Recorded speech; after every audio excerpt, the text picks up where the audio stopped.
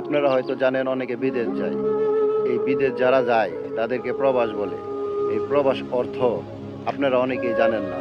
এই প্রবাস অর্থ হলো পরবাস, মানে পরের অধীনে তার থাকা এমনকি তার বাস করা।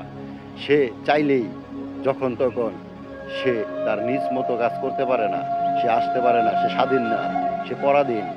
এর জন্যই তার অনেক কষ্ট হয়। সুখ তার পিছনে থাকে, সে সামনে থাকে।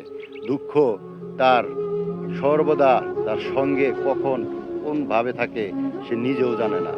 এর জন্যই বলি প্রবাসী যারা আছে তাদেরকে আপনারা অনেকেই অনেক কটু কথা বলেন, কিন্তু প্রবাস জীবন যারা উপভোগ করে এমনকি প্রবাসে যারা কাজ করে তারা জানে যে প্রবাস কতটা কষ্ট, কতটা যন্ত্রণা। শুধুমাত্র বাহিরেই দেখা যায় তাদের আনন্দটা, কিন্তু ভিতরে তাদের কষ্ট কেউ বুঝে না। এটা একমাত্র তারাই বুঝে। ভালো থাকবেন। কথাটা মাইন্ডে লন, একদম ক্লিয়ার।